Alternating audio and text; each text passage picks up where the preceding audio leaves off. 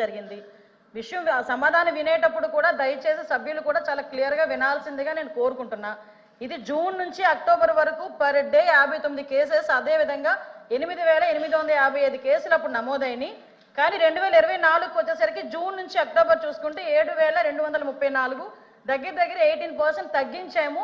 కాబట్టి గణనీయంగా పెరుగుదల లేదు అని చెప్పి సమాధానం చెప్పడానికి ఉదాహరణగా రెండు చెప్పడం జరిగింది అధ్యక్ష. ఇది మాట్లాడాం. నెక్స్ట్ ఇంకోటి అధ్యక్ష, ఇప్పుడు ముచ్చుమర్రి కేసు గురించి అదేవిధంగా మళ్ళా ఏదో కొరికారు చంపారు అని చెప్పి నగరి కాన్షియన్స్. నేనేమంటానంటే అధ్యక్ష, 3.5 సంవత్సరాల ఆడబిడ్డ చనిపోవడమే దౌర్భాగ్యం. దాంట్లోని ఎవరైనా రేప్ చేసి చచ్చిపోవడం అన్నది ఇంకొంచెం ఆ తల్లిదండ్రులకి కడుపు కోత. అటువంటి సందర్భాల్లో కూడా దాన్ని కూడా రాజకీయం చేయడానికి, దానికి చిరువులు పొలవులు అల్లి దాని గురించి మాట్లాడే పరిస్థితి వచ్చినప్పుడు నిజంగా ఒక ఆడపిల్లలుగా మనం ఆలోచించాలి, తల్లిదండ్రులుగా మనం కూడా కాసేపు ఆలోచించి మాట్లాడాలన్న సంగతి అయితే నేను తెలియజేసుకున్నాను అధ్యక్ష. ఎందుకంటే అధ్యక్ష, ఇక్కడ ముచ్చుమరి కేసు అవనేయండి, అత్తాకోడలు రేప్ విషయం అవనేయండి, అదేవిధంగా పొంగునూరులో జరిగిన విషయం అవనేయండి, ఏదైనా జరిగిన తర్వాత అసలు ప్రాథమిక విచారణ జరిగిన తర్వాత పోలీస్ డిపార్ట్మెంట్ దగ్గర నుంచో లేకపోతే వాళ్ళ తల్లిదండ్రుల నుంచో ఒక నోట్ వచ్చిన తర్వాత దాని గురించి మాట్లాడండి, పోరాటం చేయండి. దానికి మేమేం చేయాలో మేము చెప్తాం అధ్యక్ష. అంతేగాని రేపే జరగకుండా అమ్మాయిని గ్యాంగ్ రేప్ చేశారు, తర్వాత చంపేశారు, ఇలాంటి పదాల వల్ల తల్లిదండ్రుల తాలూకా మానసిక వేదన ఎంత ఉంటుందో ఒక తల్లిగా నేను కూడా అనుభవించి చెప్పే పరిస్థితి అందరం కూడా దాని గురించి మనం అనుభవించి మాట్లాడుకోవాలి అధ్యక్ష. అదేవిధంగా అధ్యక్ష, మరీ చెప్తున్నాం, ఇప్పటి వరకు జరిగిన క్రైమ్స్ అన్నింటిలోని కూడా మ్యాక్సిమం అందరినీ కూడా 24 గంటల నుంచి 48 గంటల్లో మొత్తం అందరినీ కూడా అరెస్ట్ చేయడం జరిగింది. వాళ్ళందరినీ కూడా రిమాండ్ పెట్టడం జరిగింది. దయచేసి వినండి సార్ ప్లీజ్, ఇది చాలా సెన్సిటివ్ విషయం. మీరైనా నేనైనా ఎవరైనా మహిళల భద్రత విషయంలో రెడీగా ఉండాల్సిందే, పరంగా ఉండాల్సిందే. దయచేసి ఇప్పుడు మేము చెప్తున్న విషయాల్లో మీకు ఏమైనా అబద్ధం అనిపిస్తే కనుక నేను మళ్ళా ఎంతమంది మాట్లాడినా సమాధానం చెప్పడానికి నేను రెడీగా ఉన్నా.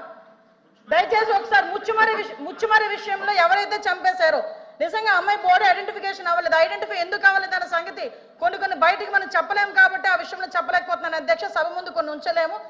రిటర్న్ గా రాసిమ్మన్నా కూడా రిటర్న్ గా రాసి ఇవ్వడానికి మేము రెడీగా ఉన్నాం అధ్యక్ష. అదేవిధంగా మిగతా అన్ని విషయాల్లోని కూడా మేము పట్టుకున్నాం అధ్యక్ష. నేను నిజంగా విమర్శించాలి, ఇక్కడే కూర్చొని విమర్శించాలి అనుకుంటే 2019 నుంచి 24 వరకు సీఎం గారి ఇంటి దగ్గరలో గ్యాంగ్ రేప్ జరిగితే ఈ రోజు వరకు వెంకటరెడ్డి అన్న వ్యక్తిని పట్టుకున్నారా? అదేవిధంగా విజయవాడ నడిబొడ్డులో ఒక దళిత వికలాంగురాల్ని హాస్పిటల్లో రూమ్ లో పెట్టి 3 రోజులు సామూహిక అత్యాచారం జరిగితే అదే విషయం గురించి చంద్రబాబు నాయుడు గారు వెళ్తే చంద్రబాబు నాయుడు గారి మీద కేసు పెట్టిన సంగతి మర్చిపోయారా అధ్యక్ష? నేను చెప్పాలి అధ్యక్ష, దయచేసి నాకు అవకాశం ఇవ్వండి.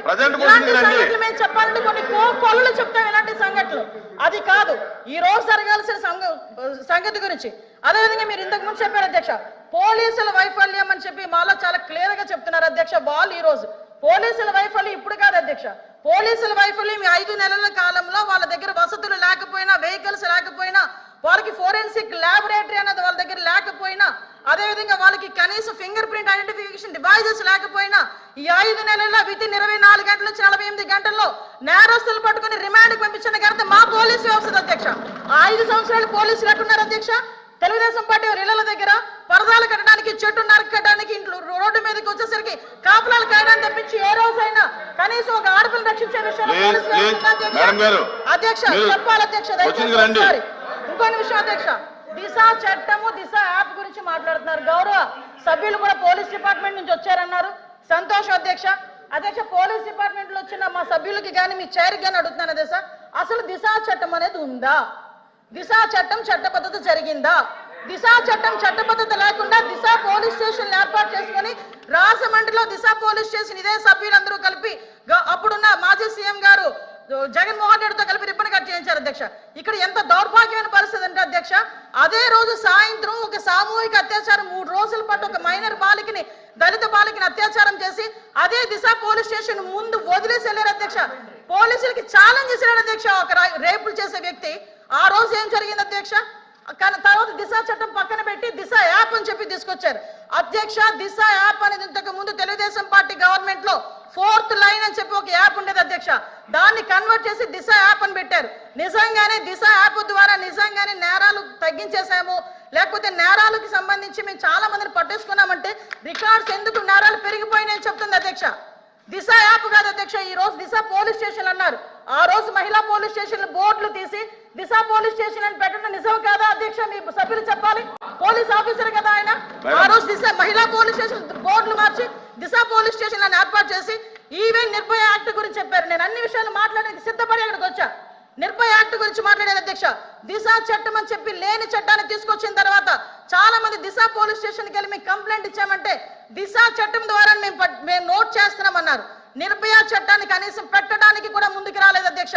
నిర్భయ చట్టం ఉండి కూడా దిశ చట్టం అని లేని చట్టాన్ని బయటకు తీసుకొచ్చి అక్కడున్న వాళ్ళని ఎవరైతే వాళ్ళు ఇబ్బందులు పడి వచ్చారో, బాధితులు వచ్చారో వాళ్ళని కూడా ఇబ్బందులు పెట్టే పరిస్థితి వచ్చింది అధ్యక్ష. అదేవిధంగా అధ్యక్ష చాలా ఇష్యూస్ ఉన్నాయి అధ్యక్ష. మీరు చెప్తున్నారు ఇందాకే అమ్మ, నేను లాస్ట్ లో మాట్లాడతా. ఈ రోజు అదేవిధంగా అధ్యక్ష గౌరవ సభ్యులు పోలీస్ డిపార్ట్మెంట్ నుంచి వచ్చారు. ఒక కేసు వచ్చిన తర్వాత దాని ఇన్వెస్టిగేషన్ చేయాలి, దాని గురించి సంబంధించి ఛార్జ్ షీట్ ఫైల్ చేయాలి, ఫోరెన్సిక్ డిపార్ట్మెంట్ నుంచి మనకి రావాలి అధ్యక్ష, రిపోర్ట్లు కూడా రావాలి. అమరావతిలో ఫోరెన్సిక్ డిపార్ట్మెంట్ కి సంబంధించి ఒక ల్యాబొరేటరీ కట్టడానికి సెంట్రల్ గవర్నమెంట్ దగ్గర 200 కోట్ల రూపాయలు శాంక్షన్ చేస్తే కేవలం అమరావతిలో ఉన్నది ఆ ఒక్క ల్యాబొరేటరీ అనే ఉద్దేశంతో ఈ రోజుకి కన్స్ట్రక్షన్ మధ్యలో ఆపేసి 5 సంవత్సరాలు ఫోరెన్సిక్ ల్యాబొరేటరీని కూడా ఒక్క స్టెప్ ముందుకేయకుండా చేసిన మీరు ఈ రోజు ఫోరెన్సిక్ ల్యాబొరేటరీ గురించి మాట్లాడుతుంటే బాధ అనిపిస్తుంది అధ్యక్ష. 5 సంవత్సరాలు వేస్ట్ అయింది.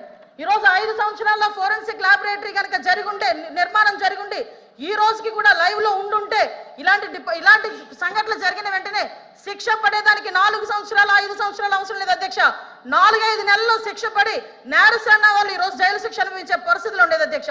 ఆ రోజు జరిగిన ల్యాప్సెస్ ఇన్ని మన దగ్గర పెట్టుకొని వాళ్ళ దిశ చట్టానికి 4 వీలర్స్ అన్నారు, 2 వీలర్స్ అన్నారు. ఎక్కడ ఉన్నాయి అధ్యక్ష? మంత్రి గారు అధ్యక్ష ఒక్క విషయం వినాలి. ఇప్పుడు అడిగిన దానికి సమాధానం చెప్పండి. మీ ఒక్క ప్రశ్నకే అరగంట టైం తీసుకుంటే సభ నడపాలి కదా. మీరు క్లోజ్ చేయండి. అధ్యక్ష ఇక్కడ మీరు ఒక మాట నాకు మాట వినాలి. అడిగిన దానికి చెప్పండి అధ్యక్ష. నాకు ఒక మాట, వీళ్ళందరూ క్వశ్చన్స్ వేశారు అధ్యక్ష.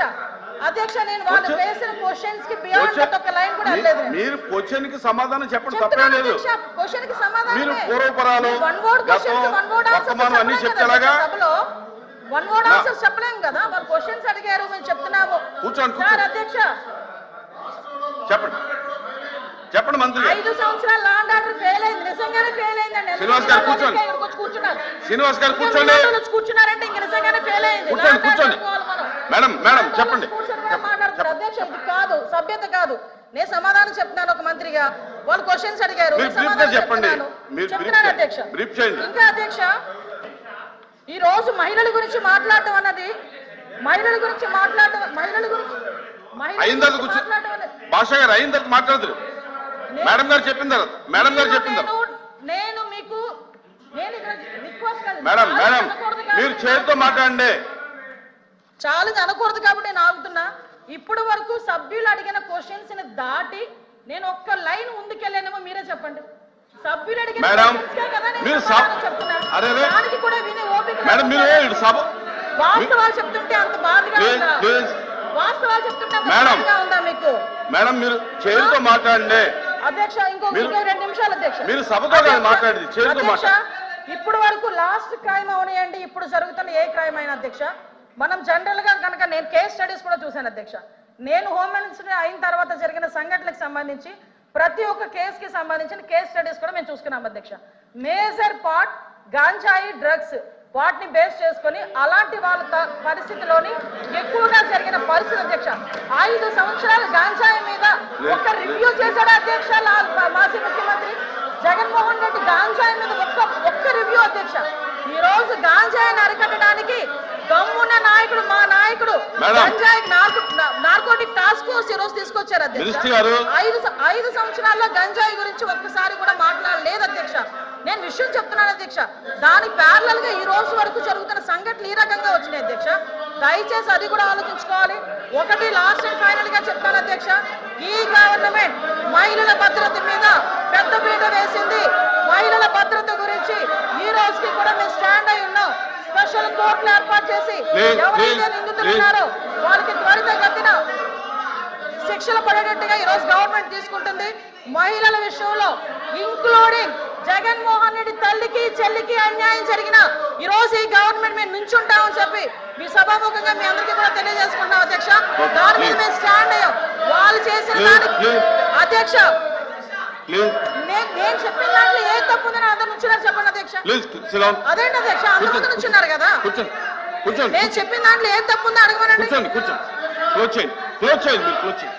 కాబట్టి అధ్యక్ష వీళ్ళు ప్లీజ్ సెలవు మేడం.